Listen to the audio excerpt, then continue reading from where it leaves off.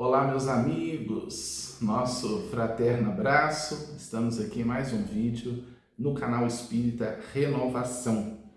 Quero agradecer a vocês, o nosso canal atingiu aí 9.300 inscritos, caminhando firmemente rumo a 10 mil inscritos e eu conto com a sua participação. Você pode nos ajudar se inscrevendo e compartilhando o vídeo após assisti-lo com uma, duas pessoas. Isso já nos ajuda. Convide essas pessoas também a se inscreverem aqui no canal. Nós sabemos que a maior caridade que se pode fazer ao Espiritismo é a sua divulgação, não é isso? Então vamos que vamos. Bem, estamos aqui com um tema daqueles complexos, né? A gente é muito dual, né? A gente gosta muito do certo e do errado, e a gente tem muita facilidade em classificar as coisas, isso é certo, isso é errado, isso é certo, aquela forma dogmática, muito característica do fundamentalismo religioso, né? E o tema de hoje, a gente precisa ter um entendimento amplo para não cair nessa postura dual, né? De certo e errado, isso pode, isso não pode, porque tudo, como dizia o meu professor, um professor da faculdade, o professor Nicodemos Moreira Filho, Nicodemos dizia, tudo é relativo, exceto Deus. Então, realmente, tudo é relativo, né? O que cai muito bem para uma pessoa, no contexto evolutivo dela, para outra pessoa, aquilo já não é conveniente. E o tema de hoje é um tema polêmico, é dinheiro. Vamos falar de dinheiro. Dinheiro e espiritualidade. Já tem gente que vai falar, mas o que isso tem a ver, né? Tantos líderes roubando do povo, líderes religiosos, que absurdo, realmente isso existe, né? Mas o dinheiro é um mal? O dinheiro é do demônio? Você acha? Quero sua participação aí no vídeo. O dinheiro nos faz mal? O que você pensa? E nós vamos deixar algumas considerações. Nós escrevemos este livro, O Caminho Espiritual da Prosperidade, onde esse tema é amplamente estudado. Você pode adquiri-lo conosco, vou deixar o telefone aí na descrição do vídeo. Livro que saiu agora pela editora Chico Xavier, de Santa Luzia, Grande BH. Então, O Caminho Espiritual da Prosperidade, pela Chico Xavier. Nós vamos, ao final do vídeo, ler algumas frases que nos atrapalham, frases que viram crenças, né? Clichês que nos atrapalham no entendimento desse tema e nos atrapalham a ter dinheiro, né? Porque tudo começa no pensamento. Nós exteriorizamos na vida material o que nós carregamos na vida mental. Guardem isso. Então, primeiro, dinheiro se opõe à espiritualidade? Será que, né? Muitos mestres espirituais, como Chico Xavier, Madre Teresa, viveram na pobreza, né? Não careciam de muitas coisas. Então quer dizer que o dinheiro é um mal? A pessoa, todo ser espiritualizado, ele não pode possuir coisas? Como é isso? Bem, não é isso que o Evangelho diz, né? Jesus disse, buscai primeiramente o reino de Deus e sua justiça, e todas as demais coisas vos serão acrescentadas. Então, tudo que você precisar. Jesus está dizendo, busque o caminho da espiritualização, da vivência da lei de amor, justiça e caridade, e você vai ter tudo. Porque o universo não é um universo de pobreza, né? O universo não é um universo de miséria. O universo é rico em abundância, né? Em prosperidade, em beleza, em riquezas infinitas. Para quem que Deus criou as riquezas infinitas? Vamos levando essas perguntas para a gente oxigenar o pensamento, né? E bater a poeira das sandálias de crenças limitantes que não tem nada a ver com a verdadeira espiritualidade. Então, assim, o universo, né? Se eu perguntar, o universo é rico ou pobre? A vida universal, o mundo, né? A construção divina, é rica ou é pobre? Tem muitas riquezas ou muita pobreza? A resposta é evidente que o universo é rico, é infinito em riquezas. E a segunda pergunta, para quem isso tudo foi feito? Para aquele que defende a tese de que espiritualidade é pobreza, né? Não pode ter nada. Para quem que Deus fez tudo? Para ele? Evidentemente que não, né? Deus fez tudo para nós, porque ele está pleno em tudo, né?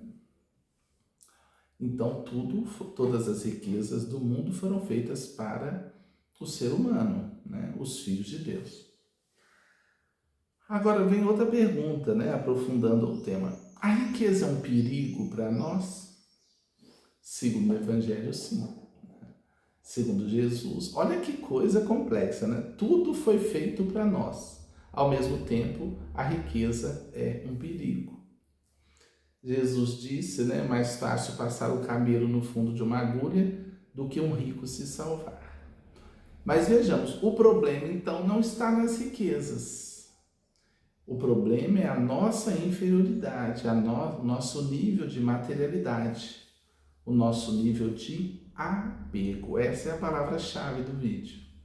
Se eu sou apegado, mas a gente não é apegado só a bens materiais, a gente é apegado a muita coisa, né? A títulos, a opiniões, tudo isso é um nível de apego. A respeitabilidade, tudo isso é um nível de apego. Se a gente depende disso para ser feliz, é um nível de apego. Então, a salvação é um esvaziamento não de coisas, é um esvaziamento do ego. É desenvolver o desapego. A gente pode usufruir de tudo, porque tudo é para nós. Tudo é para nós, né? O Evangelho fala isso. Eu recomendo até os companheiros estudarem o capítulo 10 do Evangelho de Marcos. O capítulo 10 do Evangelho de Marcos é muito interessante. Gostaria até de ler para vocês. O vídeo vai ficar maior um pouquinho do que o comum, mas vale a pena. Deixa eu localizar. Eu coloquei esse trecho do Evangelho para os companheiros refletirem, né? Prestem bem atenção. Vamos estudar um pouquinho. Olha que interessante, né? Gostaria de desdobrar uma reflexão a partir do Evangelho de Marcos, capítulo 10, versículo 17 a 30. Essa passagem é muito profunda e deve ser lida e estudada linearmente. Ela esclarece todas as dúvidas sobre a complexa questão riqueza e espiritualidade. Leiamos e meditemos juntos. Aí vem o texto do Evangelho, né? E pondo-se a caminho, correu para ele um homem, o qual se ajoelhou diante dele e lhe perguntou: Bom mestre, que farei para herdar a vida eterna? E Jesus lhe disse: Por que me chamas bom? Ninguém há bom senão um que é Deus. Tu sabes os mandamentos: não adulterarás, não matarás, não furtarás, não dirás falso testemunho, não defraudarás alguém, honra teu pai e a tua mãe. Ele, porém, respondendo, lhe disse: Mestre, tudo isso guardei desde a minha mocidade. E Jesus, olhando para ele, o amou e lhe disse: Falta-te uma coisa, vai, vende tudo quanto tens e dá aos pobres, e terás um tesouro no céu. E vem, toma a cruz e segue-me. Mas ele, pesaroso desta palavra, retirou-se triste, porque possuía muitas propriedades. Então Jesus, olhando em redor, disse aos seus discípulos: Quão dificilmente entrarão no reino de Deus os que têm riquezas. E os discípulos se admiraram destas suas palavras. Mas Jesus, tornando a falar, então, no primeiro momento, uma leitura linear, imediata, assim, Jesus está falando: doe tudo para você entrar no céu. E muita gente entende, então eu tenho que despojar das riquezas para entrar no reino dos céus, né? Mas continuemos no texto. Então Jesus, olhando em redor, disse aos seus discípulos: Quão dificilmente entrarão no reino de Deus os que têm riquezas. E os discípulos se admiraram dessas suas palavras. Mas Jesus, tornando a falar, disse-lhes: Filhos, quão difícil é para os que confiam nas riquezas entrar no reino de Deus. Confiar nas riquezas.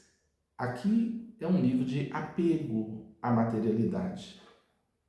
o dinheiro é tudo, resolve tudo, é minha vida e etc.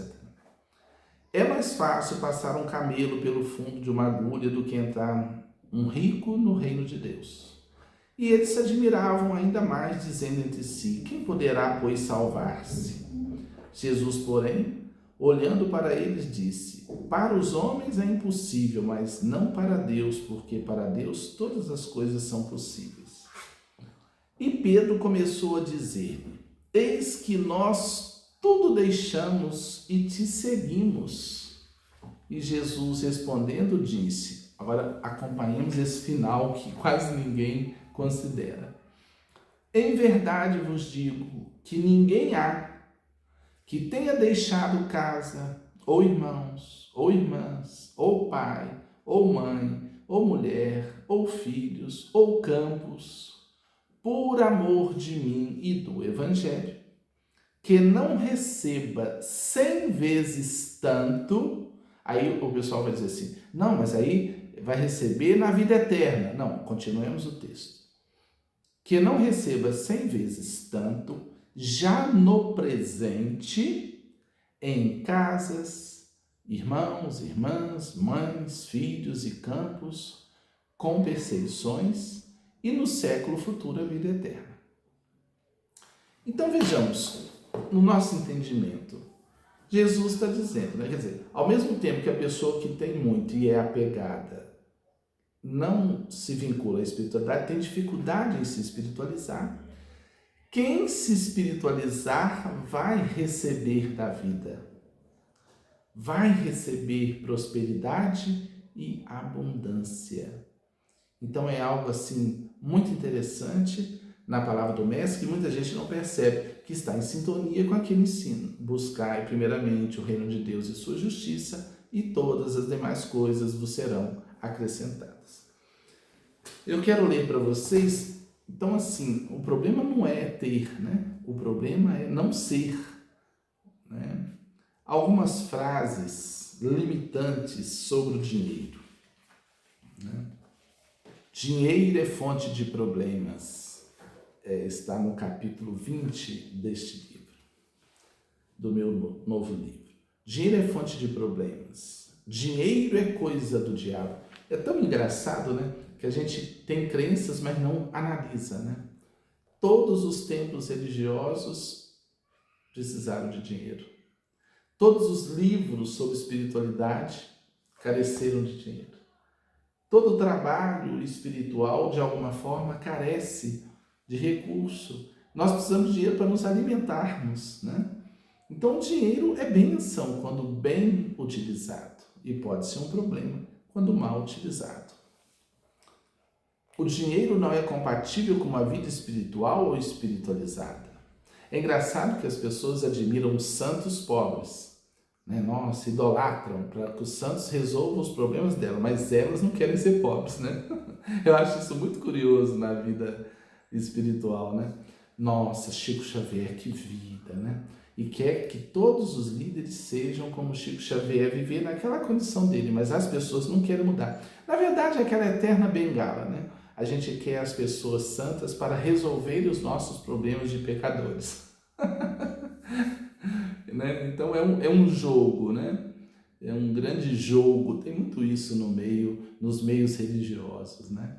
No movimento espírita tem que ser tudo, as pessoas, o centro espírita tem que ser muito modesto, tem casa espírita que nem microfone pode ter, porque tem que seguir um padrão, né? Mas todo mundo vive em casa, cheio de rico frequentando os lugares, né? Com tudo bom, viagens internacionais, mas o centro tem que estar caindo aos pedaços. Tem muita gente que tem essa visão, graças a Deus muita gente já não vive isso, né? Então é uma grande hipocrisia, uma grande falta de conhecimento, né? Muita ignorância para todo lado. Mas aos poucos a luz vai penetrando as frestas das almas e a dor também vai burilando os seres para que cada um coloque a cabeça no lugar, né? Mas é muito interessante isso, né? Ter muito dinheiro me torna menos puro espiritualmente. Eu tenho potencial para ficar rico, mas tudo tem o seu tempo. Quer dizer, a própria pessoa está impedindo o recurso de chegar. fica esperando algo mágico acontecer. As pessoas ricas são antiéticas, são crenças, né? O dinheiro corrompe as pessoas. Não, o dinheiro é um risco, acabamos de falar, né? As pessoas se entregam aos vícios, a uma série de problemas. Mas o problema não é o dinheiro, é a pessoa, né? Só fica rico quem se corrompe ou se vende. Dinheiro é sujo. O dinheiro destrói a família. Se a pobreza garantisse alguma coisa, né, não teria tanta coisa na sociedade desequilibrada, né? Porque tanta gente pobre, né? É melhor ser pobre honesto do que ser rico desonesto. Ricos não têm amigos de verdade.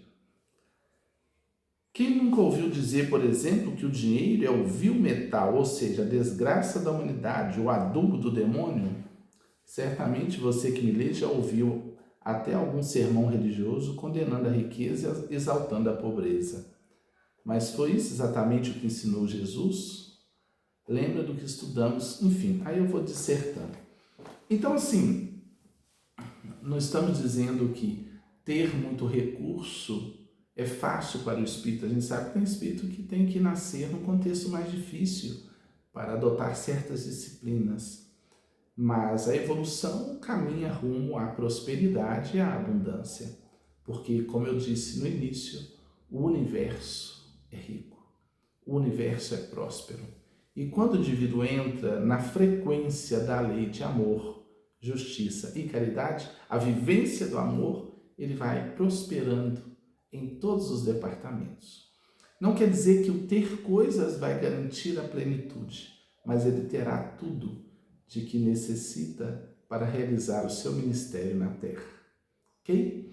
Deixa aí a sua opinião, entre em contato conosco, adquira o livro para estudar mais profundamente e vamos juntos, ok? Se inscreva aí no canal e compartilhe este vídeo. Vamos cuidar das nossas casas espíritas também, né?